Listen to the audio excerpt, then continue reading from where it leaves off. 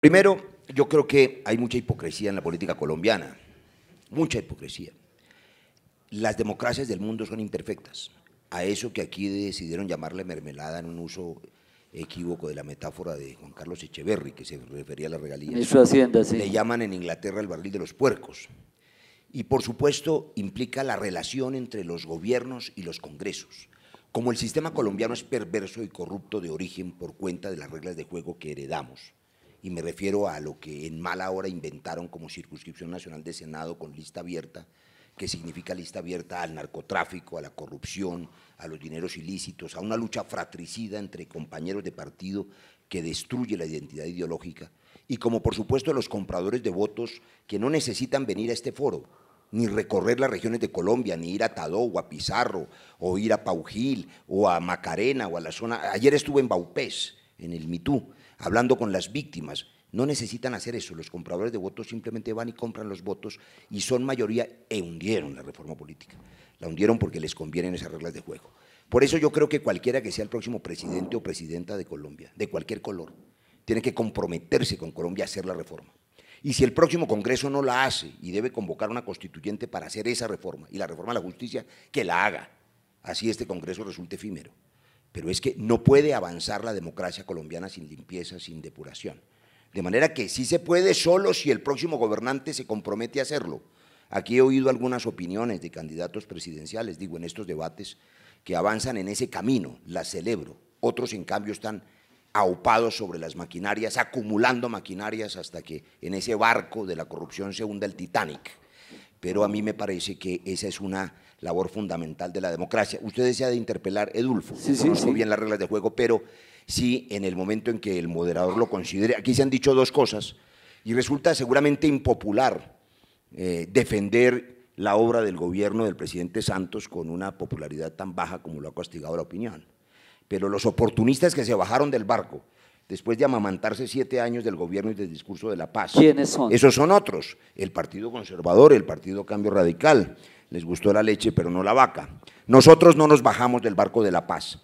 Y Paloma decía aquí una cosa clara, que marca diferencias ideológicas importantes y respetables. Son dos fundamentalmente las diferencias ideológicas que acercan mucho la posición de Rodrigo y Paloma. La primera, la posición frente a la paz. Colombia tiene muchas desgracias y muchas maravillas, pero dos graves enfermedades han sido el conflicto guerrillero y el narcotráfico. ¿Encontramos solución al conflicto guerrillero? Sí, se desarmó la guerrilla más grande y antigua de América Latina, ¡qué bueno! Hay que seguir trabajando en el desarme de la otra, pero el narcotráfico es una maldición impuesta. Miren, los colombianos han oído ahora una posición clara, que van a prohibir el consumo.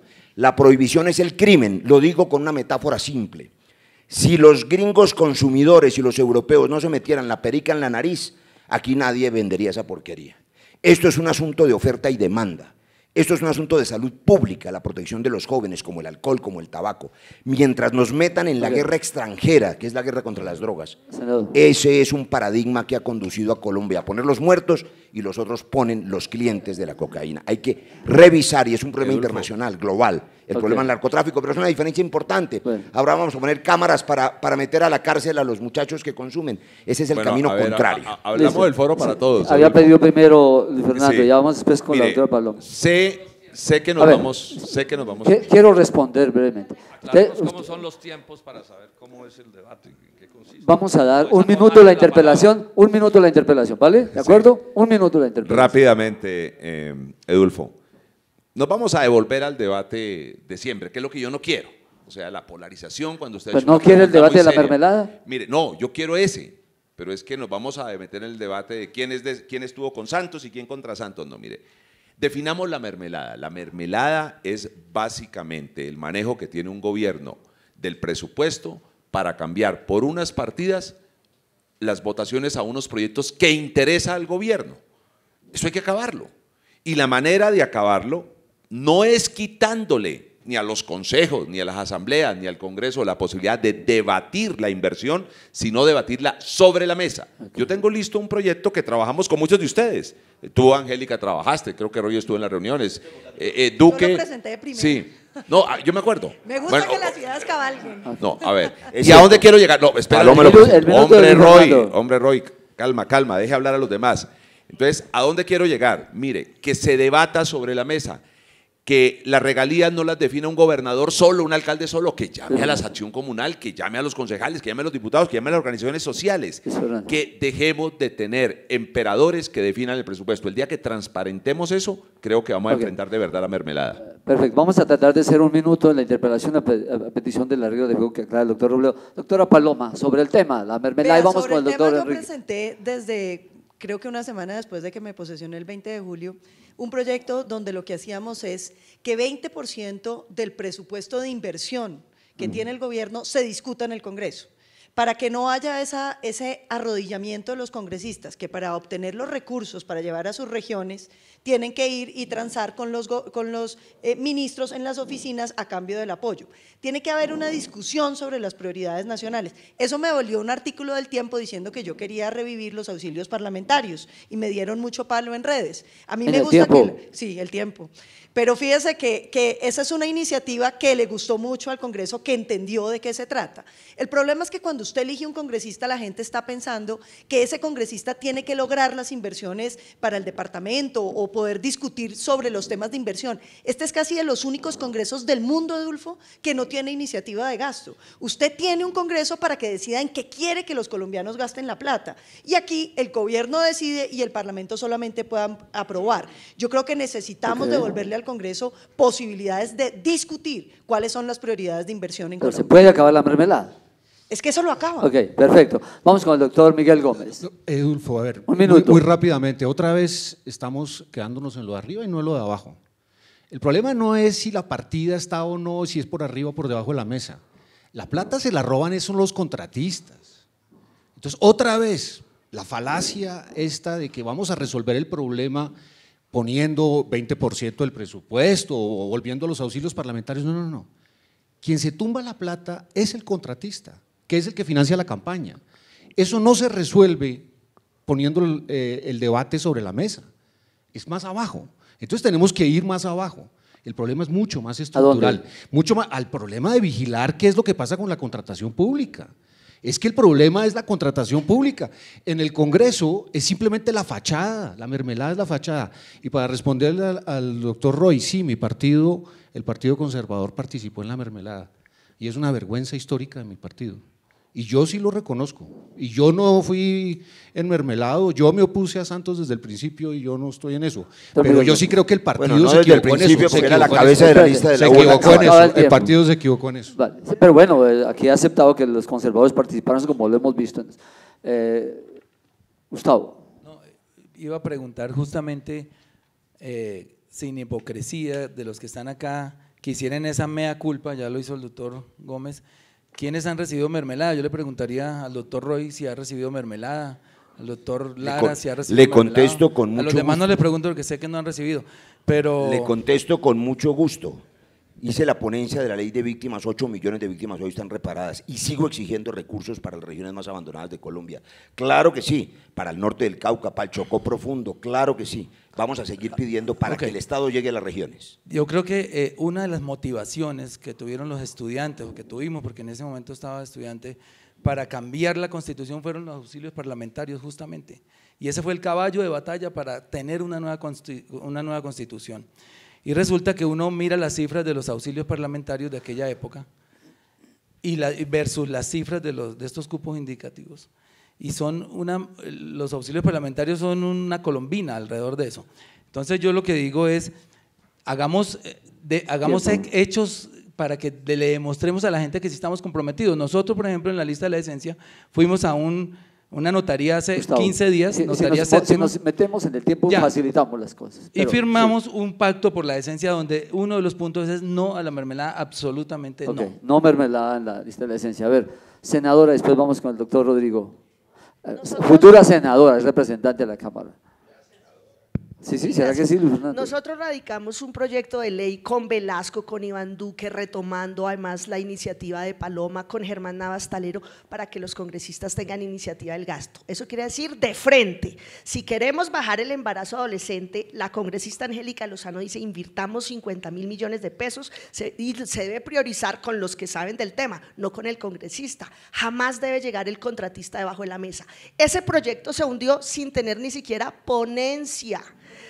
Como el tuyo, Cuando sí se puede gobernar sin mermelada, con voluntad política. Y aquí el único candidato presidencial es Sergio Fajardo, que podría gobernar sin eso, sin arrodillar. Hay que escoger los directivos del SENA, del ICBF y de no sé qué, con unos criterios de mérito, no con la hoja de vida que le lleve Roy para darle la seccional no sé qué para que baje la contratación de tal campaña. Porque hoy es el ministro de Hacienda con el congresista de turno que se reparten la plata y para eso no son los recursos públicos. Senadora Angélica, bienvenidos todos, por favor, pero está haciendo mucha campaña por el doctor Sergio, entonces se vuelve un debate. ¿Qué congreso elegimos los colombianos? Doctor Rodrigo Lara. Es que sin presidente sí, no puede después hacemos un debate de los candidatos, invitamos al doctor. Oiga, Adolfo, yo sí celebro esa iniciativa, bueno, que tiene ponencias compartidas. Que está saliendo adelante, ¿no? Eso es supremamente importante porque, mire, todo lo que es subrepticio y oculto se presta para vicios. Las cosas hay que ponerle un foco y verá que las malas prácticas pues son mucho más difíciles de darse en esas circunstancias. Entonces, pues yo sí celebro y bienvenido. ¿Tendría su apoyo ese proyecto? No, yo me parece que es bienvenido, me parece que es válido. Es que si usted va y mira cualquier congreso del mundo, pues el congreso norteamericano, el congreso inglés, el congreso francés, pues ellos no consideran o consideran inescindible la función de representación de las regiones con la asignación presupuestal hasta cierto punto. Es decir, no se trata de volver a los tiempos anteriores, al 82, cuando no existía la repartición por fórmula matemática del presupuesto, pero el que representa a una región y no tiene voz, pues no existe. Y segundo, en la Cámara de Representantes pasamos de 37% de transparencia a 87% de transparencia. Y la primera entidad que adopta los pliegos tipo es la Cámara de Representantes bajo mi presidencia. Doctora Paola, ¿está saliendo la idea de un proyecto? ¿Esto es acto legislativo o ley? Para modificar, acto legislativo para cambiar la manera de asignar los recursos. Ok, doctora Paola. Sí, Adolfo, yo quisiera decir que si hay un ejemplo de que se puede trabajar y gobernar sin mermelada es el partido Mira al que yo pertenezco. Nosotros hemos sido un partido honesto que ha demostrado que se puede trabajar sin esos cupos indicativos, sin esa mermelada. Totalmente de acuerdo con la propuesta, Angélica, en un momento tú también presentaste un proyecto de ley de transparencia donde yo me hice a un lado, quité el proyecto de Mira para que el tuyo entrara de primero en el orden del día y al otro día nos hicieron una jugada terrible y el proyecto no se votó. Entonces, por supuesto que no solo estamos de acuerdo, que lo hemos demostrado con ejemplo en Colombia, que sí se puede gobernar así, que habrán unos cupos indicativos y que tienen que haber unos recursos para las regiones, claro, pero deben hacerse de manera transparente, de manera abierta, debe conocerse cuánto es, a dónde va y debe haber también una veeduría ciudadana. No solamente es el legislativo haciendo un control político, los ciudadanos también deben empoderarse de ello y de ser totalmente abierto, que se asignaron 1.000 para una carretera de 10 kilómetros porque solo pavimentan 5, por decir algo. Gracias. Ok, Iván Márquez. Vamos a trabajar sobre el tema de la mermelada, también le interesa. Vamos a trabajar con energía para erradicar, para expulsar del Congreso esta práctica que nos parece a nosotros totalmente inmoral, ¿no? Por ejemplo, nos hemos enterado que para la aprobación de los proyectos normativos derivados del proceso de paz de La Habana, hubo mermelada. A nosotros nos asombra esto, que hayan congresistas con una calidad humana, ética, capaces de exigir dinero para poder votar un proyecto que le va a abrir posibilidades ciertas a la reconciliación de los colombianos. Nosotros vamos a hacer un esfuerzo también con las bancadas que aquí han expresado su total rechazo a la mermelada para crear una fuerza moral poderosa del Congreso que permita expulsar de esos recintos este tipo de actuaciones inmorales. No más mermelada. Gracias, doctor Enrique Robledo, sí, del Polo. En tres ideas, ¿qué es la mermelada? Primero, es una plata del presupuesto nacional con la cual el presidente de la República se compra a los congresistas, bueno, y a los alcaldes y a los gobernadores para que le aprueben hasta las peores leyes, es la primera característica. La segunda, esos congresistas y sus amigos utilizan esos recursos para extorsionar al elector. Señor campesino, o vota por mí o no le hago un puente. Es una extorsión lo que le hacen al elector. Y en tercer término, se roban un montón de esa plata entre los políticos y entre los contratistas, plata que en parte además se usa para comprar votos. El caso de Odebrecht puede ser un ejemplo clásico en este sentido. O sea, de mermelada a altísimo nivel, con transnacionales encopetadísimos, y ya sabemos toda esa historia. Segundo, ese truco de la mermelada, que se puede llamar auxilios parlamentarios o clientelismo, se lo inventaron en el Frente Nacional y es un pacto que se ha mantenido hasta hoy entre los partidos tradicionales. Y que se puede hacer cosas por fuera de la mermelada, bueno, pues ese es el polo. Al polo no le han podido comprar ni un solo voto. Hemos votado sí o no, siempre a conciencia, con independencia de la mermelada que melocota el Congreso, porque eso allá es uno dando saltos para no untarse de la mermelada que rueda en esa corporación. Doctor